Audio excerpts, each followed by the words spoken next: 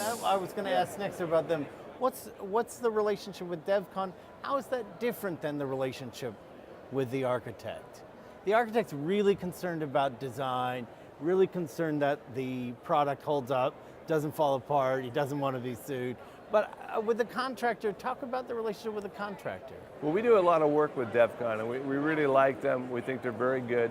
And Devcon is like us, and like Bestbath, are there for the long term. They have been out at Stanford for years at doing projects, and they want to continue to be out there. So they know that they have to perform up to a high level, or else Stanford will go somewhere else.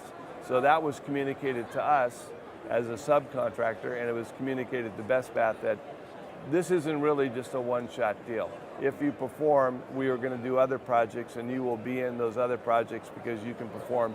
And Stanford has a very high criteria for everybody on their projects, and because they're very demanding, because they are looking, what do you say?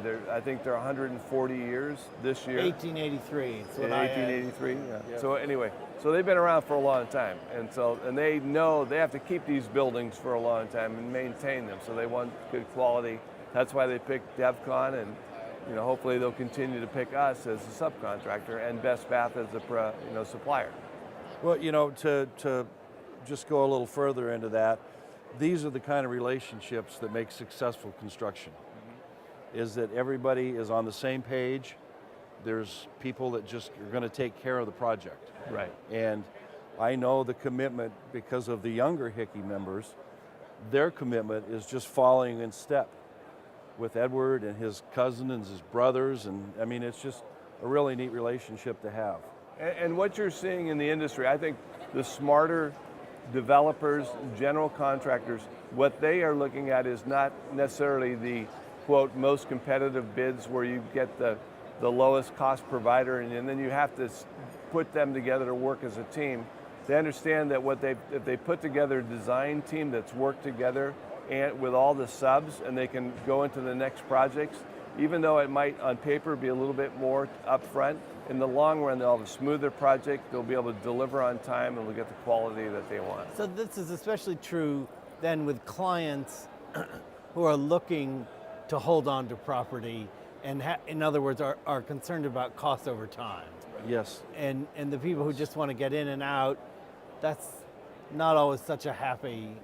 Well, I work at times with people that are the repetitive or privately owned development companies, and they have asset managers. Mm-hmm. And 15 years down the road, it's so gratifying, like when they call you and they say, well, we're going to renovate 400 rooms, and we want you to come in, we want you to provide a product for it, and we've got many stories like that, and I know that W.L. Hickey's son has the same kind of reputation.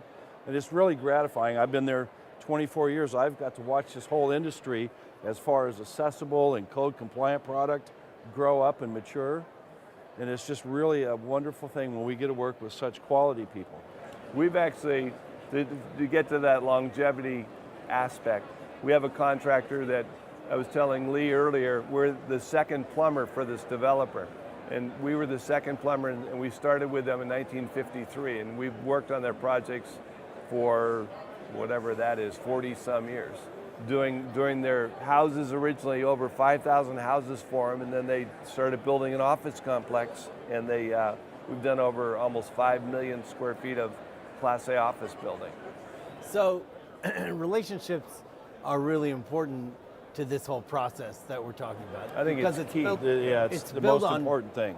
And it's built on trust and being able to deliver. Well, last thing an owner wants is when you're all done and they phone up and say, for instance with showers, I'm having problems, and you say, which we will never say, well, just go talk to the manufacturer. They don't want to be left out there. I mean, if they phoned us up, we would go and say, okay, we're going to investigate, we're going to see what happened and pull them in. But we don't want to do that. We don't want to be. You don't want that call. We don't want that call. And that's why an ounce of prevention is worth the proverbial pound of cure. Yep. So they're plumb level and true. Right. Which is because I think Edward would know this. He would call and say, "Hey, we need to go investigate," and they would be the first one there. We would be the second one there. to go troubleshoot and see what the problems were and make the corrections. And not to name another manufacturer, but we just finished a project where the tubs were put in, and now they're puddling.